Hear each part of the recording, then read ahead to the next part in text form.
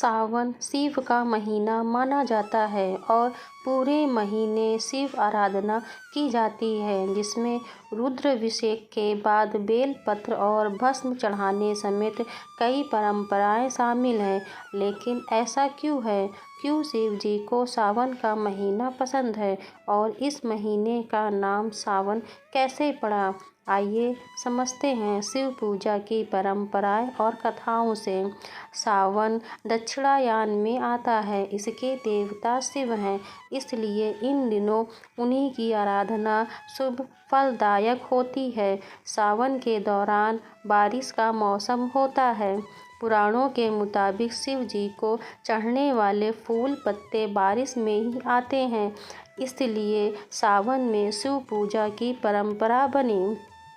स्कंद पुराण में भगवान शिव ने शन्य कुमार को सावन महीने के बारे में बताया कि मुझे सावन बहुत प्रिय है। इस महीने की हर तिथि व्रत और हर दिन पर्व होता है, इसलिए इस महीने नियम संयम से रहते हुए पूजा करने से शक्ति और पुण्य बढ़ते हैं।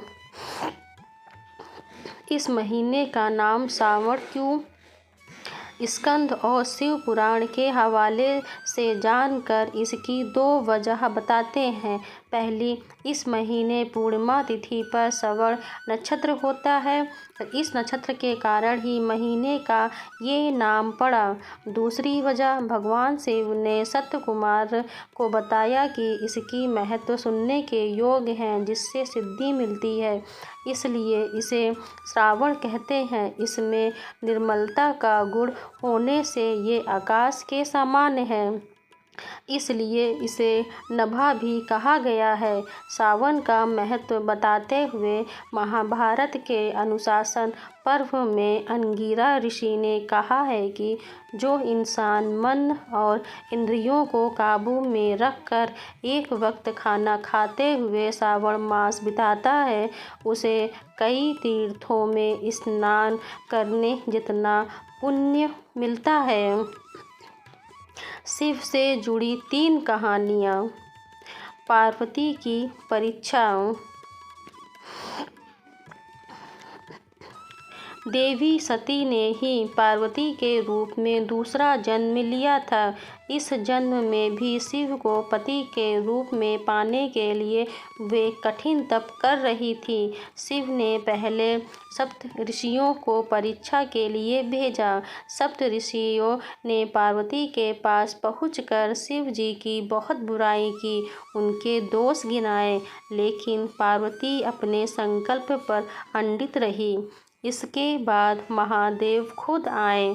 उन्होंने पार्वती जी को वरदान दिया और अंतर्ध्यान हो गए। तभी एक बच्चे की आवाज़ सुनाई दी।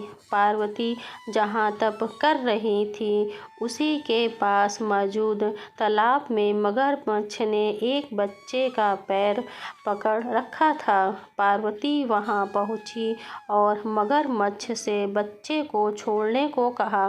मगरमच्छ ने अपना नियम बताते हुए इनकार किया कि दिन के छठे पहर में जो मिलता है उसे आहार बना लेता हूँ। इस पर पार्वती ने पूछा, इसे छोड़ने के बदले क्या चाहोगे? मगरमच्छ ने कहा, अपने तप का फल मुझे दे देगी तो बालक को छोड़ दूंगा। पार्वती तत्काल तैयार हो गई, पर मगरमच्छ ने उन्हें समझाया कि वे क्यों एक बालक के लिए अपने कठिन तप का फल दे रही है। लेकिन पार्वती ने दान का संकल्प किया।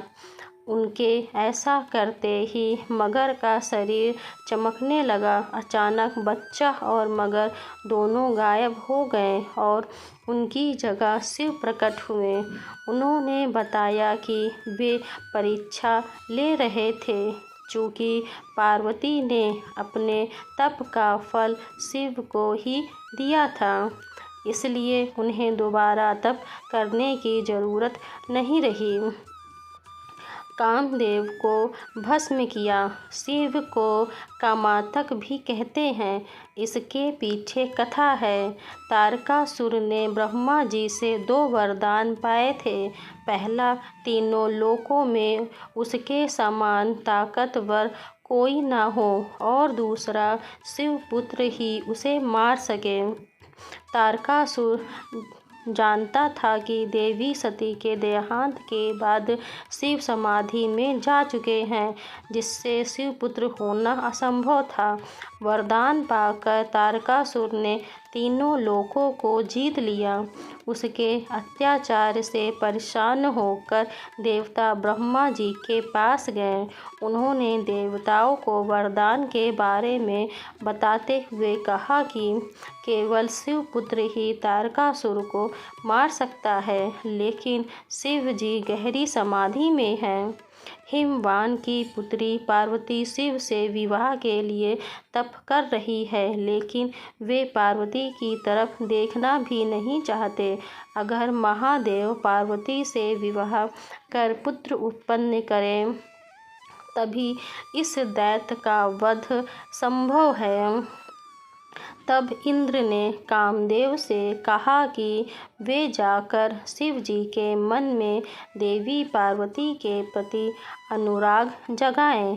कामदेव ने पुष्प बाण ध्यानमग्न शिव जी पर चला दिया। अचानक इस विघ्न से शिव जी बेहद गुस्सा हुए और उन्होंने तीसरे नेत्र से कामदेव को भस्म कर दिया। इस पर कामदेव की पत्नी रति ने शिव जी से प्रार्थना की कि वे उसके पति का जीवन वापस लौटा दें। शिव ने शांत होकर कहा, कामदेव की देह नष्ट हुई है, लेकिन उसकी आंतरिक शक्ति नहीं। काम अब देह रहित होकर हर प्राणी के हृदय में रहेगा। वह कृष्ण अवतार के समय कृष्ण के पुत्र प्रद्युम्न के रूप में जन्म लेगा। तुम फिर उसकी पत्नी बनोगी। उस समय रति ने मायावती के रूप में जन्म लिया था। अशुभ से हुआ शुभ। नर्मदा नदी के किनारे धर्मपुर नाम का सुंदर नगर था। उसमें विश्वानर नाम का एक ब्राह्मण अपनी पत्नी शुचिस्मृति के साथ रहता था। दोनों शिव भक्त थे और उन्होंने पुत्र पाने के लिए उनसे वरदान मांगा कि स्वयं भगवान शिव उनके पुत्र के रूप में जन्म लें। शिव के वरदान से उनके यहाँ एक पुत्र का जन्म हुआ, जिसका नाम गृहपति था। जब बालक 11 साल का था, तब देवर्षि नारद ने उसका हाथ देखकर भविष्यवाणी की कि साल भर के भीतर उसके साथ कुछ अशुभ होगा, जो आग से जुड़ा होगा। जब माँ बाप ने ये सुनकर दुखी हुए, तो बेटे ने उन्हें सांत्वना देते हुए कहा कि वे दुखी ना हो, क्योंकि वह भगवान को प्रसन्न कर लेगा। इससे अनिष्ट टल जाएगा। माता पिता से आज्ञा लेकर वह शिव की नगरी काशी पहुँचा। वहाँ उसने गंगा के मणिकर्णिका घाट पर स्नान किया और पूरे साल शिवलिंग की पूजा की। जब नारद मुनि द्वारा बताया अनिष्ट समय आया, तो देवराज इंद्र ने प्रकट होकर उससे वरदान मांगने को कहा। बालक ने वरदान लेने से मना कर दिया और कहा वो केवल भगवान शिव से ही वर प्राप्त करेगा। ये सुनकर इंद्र बहुत गुस्सा हुए और उन्होंने इस बालक को सबक सिखाने के लिए ब्रज उठा लिया। बालक ने भगवान शिव से रक्षा की याचना की। तभी शिव प्रकट होकर बोले, डरो मत, मैं तुम्हारी परीक्षा लेने के लिए इंद्र के वेश में आया था। मैं तुम्हें अग्निश्वर नाम देता हूँ।